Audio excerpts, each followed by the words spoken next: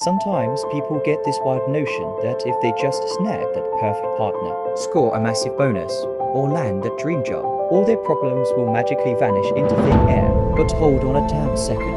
When all those wishes come true, it's like folks forget to appreciate what they've got and just keep chasing after the next shiny thing that promises to soothe their restless hearts. So, let me ask you what's the deal with that?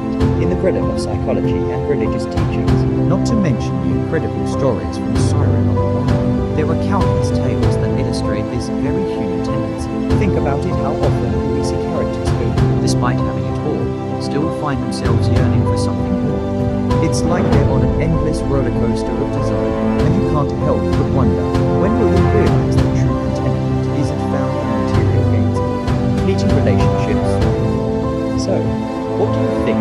Is it just human nature to keep reaching for the stars, even when we're standing on solid ground? Alright folks, let's dive into this from three epic angles: psychology, religion, and the legendary Seerah novel.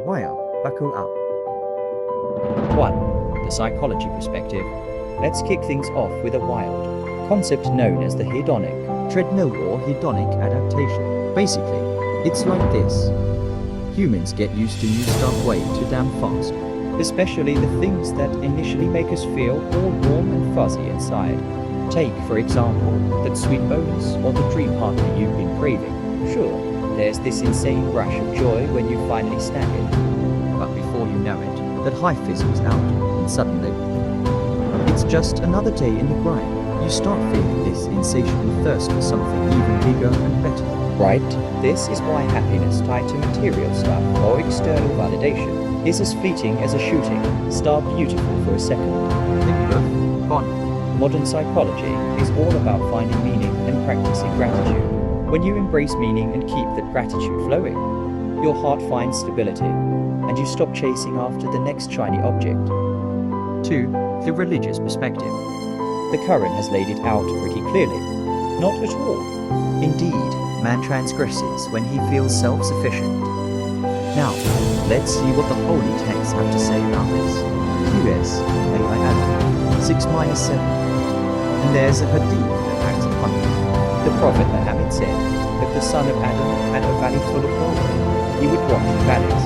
Nothing fills the mouth of Adam's son except dust, and Allah accepts the repentance of whoever repents, however Bukhari and Muslim.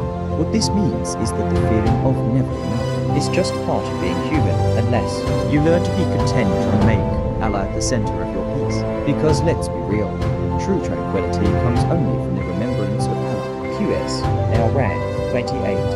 3. The Seerah Nabawiyah perspective. Let's spice things up with some epic stories. A. The companions during the conquest of Makkah, when this massive victory hit. They could have totally gotten lost in worldly celebrations. But guess what? Allah sent down the Surah An-Nas.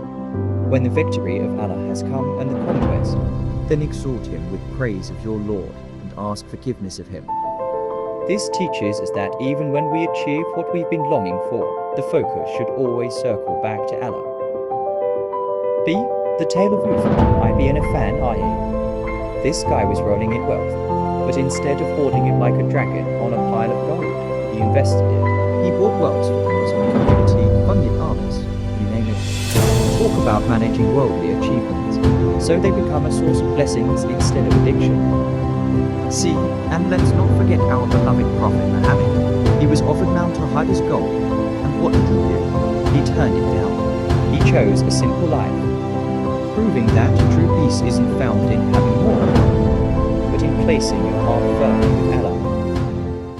Conclusion. So here's the bottom line. Psychologically, humans are wired to constantly seek new thrills. And let's face it, external happiness is about as stable as a house of cards. Religiously, the path to real peace lies in remembrance, gratitude, and contentment. And through the Seerah of the wild, we learn that whether it's victory, wealth, or relationships, these should always lead us back to Allah, not just be the end game. So, what are we waiting for? Let's shift our focus back to what truly